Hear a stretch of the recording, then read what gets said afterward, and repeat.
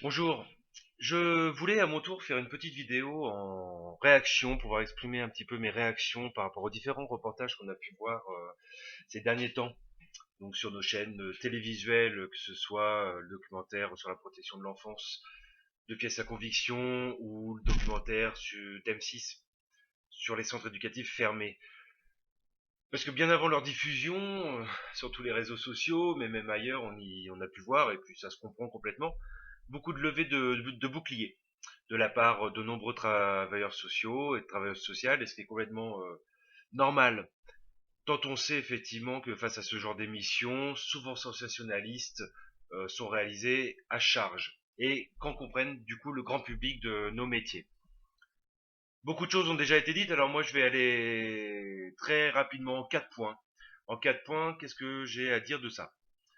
Premièrement, que les situations présentées existent. Ça c'est clair, hein, la protection de l'enfance est au bord de l'explosion.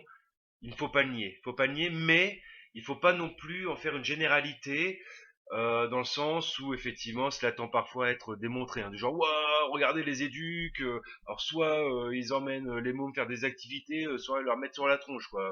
Genre ou la vilaine protection de l'enfance, les vilains éducateurs, etc. quoi. Non, stop avec ces discours-là. De nombreux et de très nombreuses travailleuses sociales font un travail remarquable dans des conditions qui sont de plus en plus difficiles d'ailleurs. Donc, certes, il ne faut pas surévaluer les problèmes, même si la dégradation des conditions de travail par plusieurs facteurs s'explique et cette dégradation fait effectivement augmenter les violences institutionnelles et les risques psychosociaux dans le travail social. Deuxième point, on ne peut pas affirmer n'importe quoi dans ce genre de documentaire, même si effectivement les journalistes font leur travail à partir des faits, en enquêtant, mais effectivement sur ce fond de sensationnalisme et d'émotion, il faut faire attention. Alors certes, il y a à tort de nombreux professionnels qui ne sont pas formés, c'est effectivement à tort, ce qui explique aussi des difficultés relationnelles ou bien les violences sur le public, et ça il faut le dire, c'est pas un souci. Mais par exemple concernant le fait de dire que le diplôme d'état d'assistants familiaux pour ceux qui accueillent n'est pas obligatoire, c'est faux. C'est faux, par exemple, il est obligatoire depuis 2006 et toutes les professions du travail social sont encadrées par des diplômes d'État. Donc ne faisons pas croire que l'on place des enfants n'importe où, n'importe comment. Il faut réaffirmer que la protection de l'enfance, elle vise à protéger. Alors oui, il y a des dysfonctionnements. Et oui, il faut se poser les bonnes questions du pourquoi, des raisons de ces dysfonctionnements-là. Et puis il faut valoriser ce qui existe et ce qui porte ses fruits.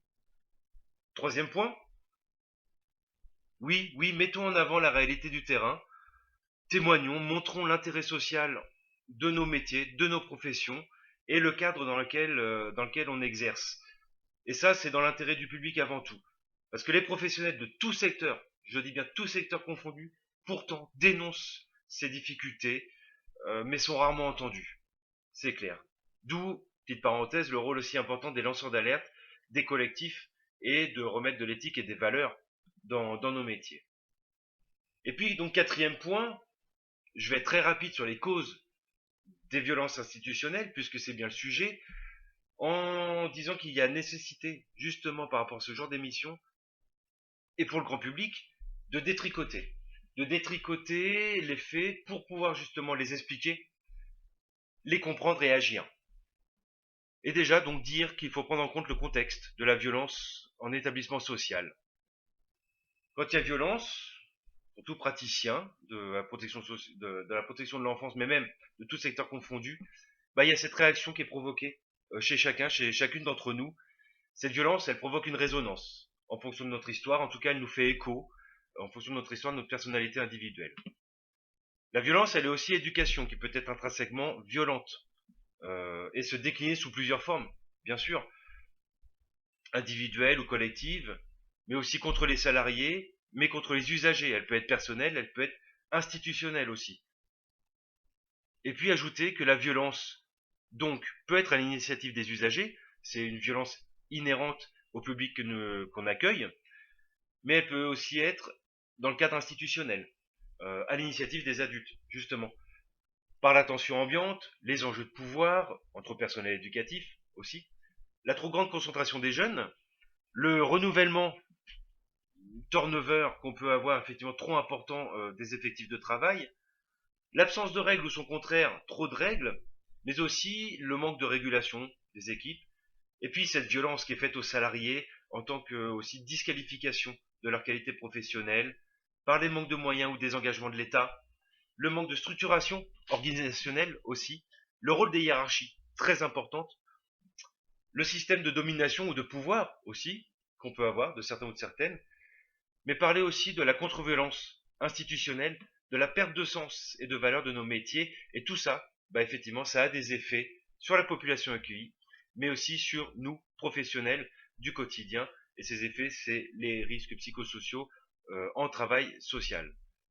Donc voilà, méfions-nous de ces émissions, avons un avis critique sur la question pour pouvoir justement amener de l'innovation, pouvoir dire aux gens réellement ce qui se passe pour ne pas justement toujours laisser les choses se faire sur notre dos. Voilà, voilà. Et bien écoutez, merci et puis bah à très bientôt.